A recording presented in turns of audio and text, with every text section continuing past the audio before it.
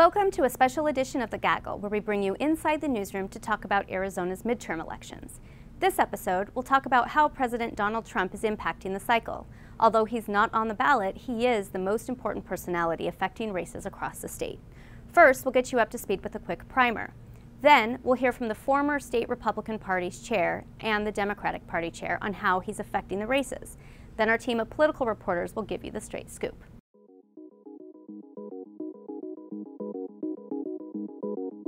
President Donald Trump is perhaps the most polarizing president in modern history.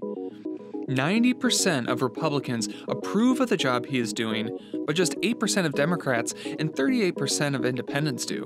At the same time, Trump has relentlessly and publicly savaged his opponents, even when they're Republicans. He helped push Arizona Senator Jeff Flake into early retirement.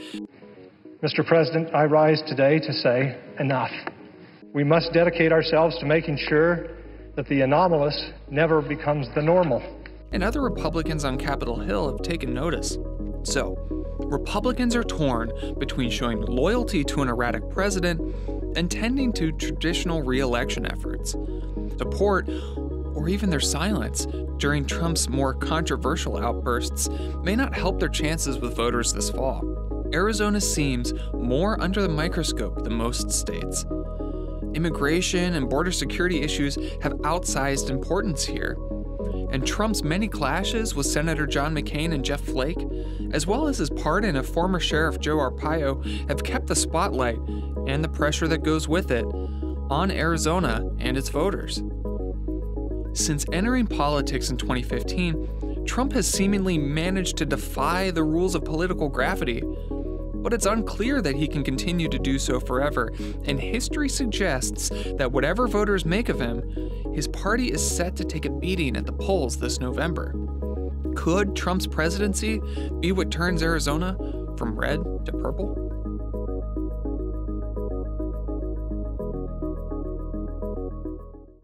Hi, I'm Richard Rellis, reporter here at the Arizona Republic and AZ Central, in our newsroom with immediate past chair of the Republican Party, Bob Graham, current chair of the state Democratic Party, Felicia Rodolini, talking about President Trump's impact in the election.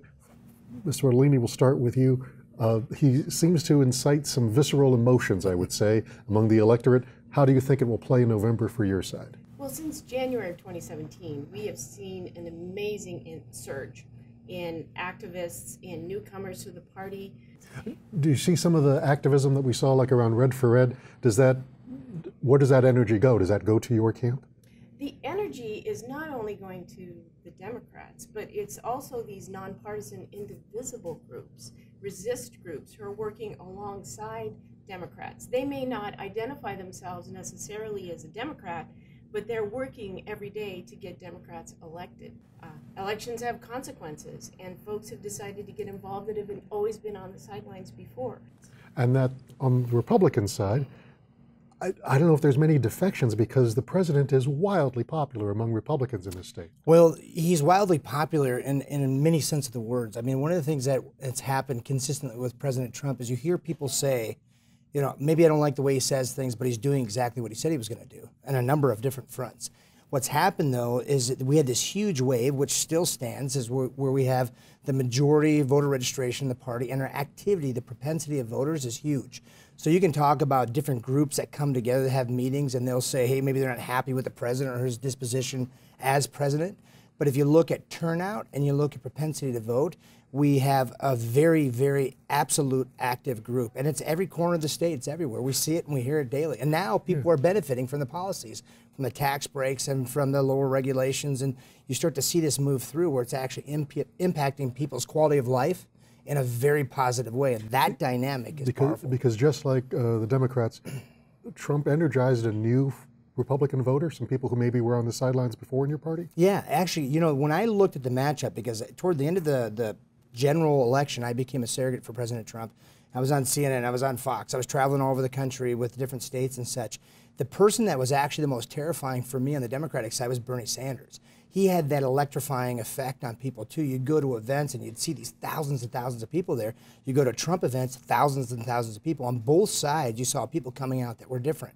Right now, I think the biggest problem with the Democratic Party is They want to call names. They want to poke fingers at them. It's not a lot about the jobs, opportunity, prosperity, how they're going to use their imagination for a vision of a better outcome for people.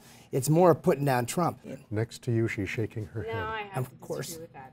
Look at Congressional District 8, the special election in 2018. Right. That was a 22-point district for Donald Trump.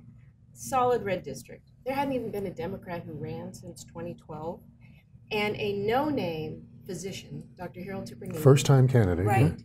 She came within 4.5 points of beating a well-known legislator. That tells us, and we know from looking at the numbers, Democrats are voting for our Democrats. Republicans are voting for a Democrat. And the independents, by 14 points, voted for Dr. Harold Tippernini.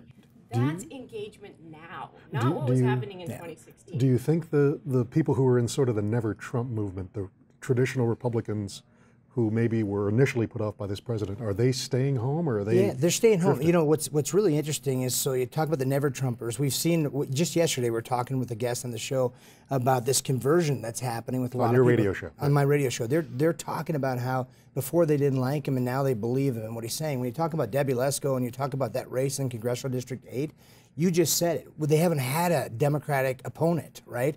So now when you put an opponent in the mix, you see more of a battle. It's a special election. It affects and impacts turnout one way or the other. But, you know, how do you gauge or say that somehow that his populace has changed because of this turnout? She had an opponent, which Trent Franks didn't, okay, in the past. Is there a danger on the Democratic side of running too hard against the president? The Democratic candidates are not running on Trump. They're running on the values. It's Social Security, it's health care, it's education.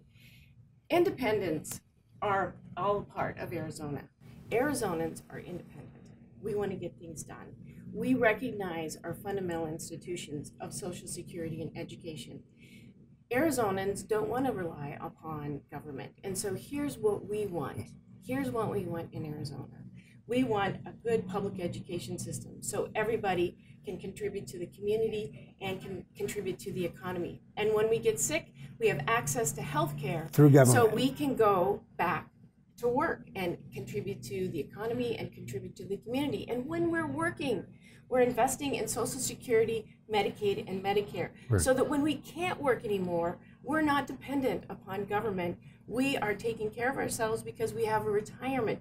These fundamental protections and values are what is moving Arizonans all across party platforms to vote for Democrats. Yeah, so she's saying they're not running against Trump. Is there a danger of Republicans embracing Trump too much? No. So first and foremost, when you just said you're working for the people and the messages to try to help people in their quality of life, that would be refreshing to hear a candidate from the Democratic side talk like that. All they do is talk about bigotry, racism, ostracizing groups, misogynist. Oh, sure, you know, but is there a danger in running for a Republican running too close to Trump? Because Trump right now, what are you doing? You're seeing the quality of life in people improve. You're seeing blacks all-time unemployment. You're seeing Hispanics low employment. You're seeing all-time, I mean, universally one of the lowest unemployments that we've had. You're seeing wages. You're seeing more people, more jobs available than we have workforce. So you look at this and you go, my gosh. And then you hear, hey, they don't want to rely on government. But what did you just say? Social Security, health care, all this stuff, all through government programs. It's not consistent. The message is so off. This is about what the people of Arizona want. Yeah, you just said they don't want government, but then you just talked about government programs. Arizonans want and need. And if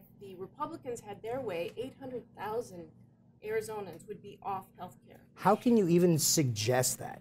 Because there's nothing Before we defined. get into It's fisticuffs on the statistics. set, we know we'll probably keep this going through November, because obviously Trump brings emotions out in people. Well, politics does. I think it's pretty consistent. And maybe at the very least it engages people, and people will be paying attention to political coverage, politics, and hopefully they find it here on AZ Central through November.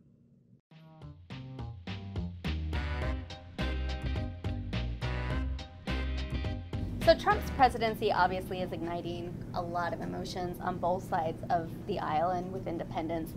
How do we really see this playing out on the ground with voters? Well, as the Democratic Party chair said, they're trying not to run against Trump, but they're really running against Trump because they're using the energy that he's created. She mentioned the Women's March. She mentioned Red for Ed, which is kind of tacked to the Democratic side, as saying we're going to harness those voters. At the same time, Trump is so wildly popular with Republicans that it doesn't seem like it's hurting them at this point to not run embracing him. Ron? Well, I think Donald Trump has sort of been defining the Senate race on the Republican side at this point. You see all three of the Republican candidates who are really trying to fight over who is the most loyal to Donald Trump and what that would mean moving forward for them. It really kind of leaves less space, it seems, to run for anything in the middle, and that would seem to be beneficial for someone like Kyrsten Sinema, whose whole political brand is about living in the middle. So you see Donald Trump sort of shaping the Republican race, but also leaving Democrats right where they like that race to be as well. When we're talking about independent women and maybe Republican squishy women, how does the child migrant separation issue play with them, do you think, Mary Jo? You've reported quite a bit on this. No, that's not going down well with people. They're alarmed and shocked at the idea that the United States would be separating children from their parents. I think the question is, you know, they're walking that one back. There's a deadline by next week to have them all reunited. Questionable if they'll make that. And will that fix things? Just like walking back your comments from Helsinki, does that fix things with that base? I think the other point is that Trump, energizes and shapes these top of the ticket races, but will that continue down ballot? Will that affect legislative candidates? Will that affect the ballot measures which come at the very end of the ballot?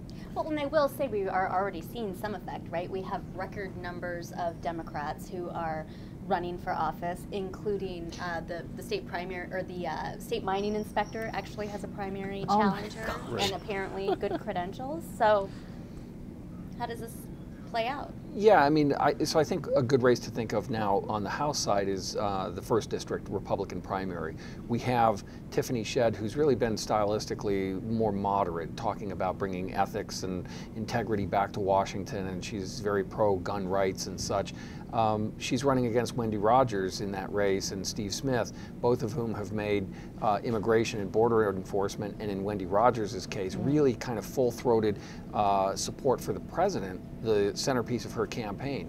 Again, this risks pulling the Republican Party very far to the right with their nominee trying to run against Tom O'Halloran, the incumbent Democrat, who is a former Republican who, like Kyrsten Sinema, has really kind of forged a relatively moderate voting record that he will try and sell to voters in the 1st District. The other thing about President Trump is he's both causes a lot of emotion. He's also a disruptor. I mean, even as we're sitting here now, we have no idea if he's doing something or saying something as we speak that candidates are going to have to react to. And I think every candidate has to then calibrate. Do I say something about this issue, whatever it may be, and how does it affect my votes? Because President Trump could say something at the 11th hour of this race that disrupts everything that a candidate just doesn't want to address. We'll be following the candidates' calibrations on azcentral.com, and you can also follow our coverage on Twitter and Facebook. Thanks for watching.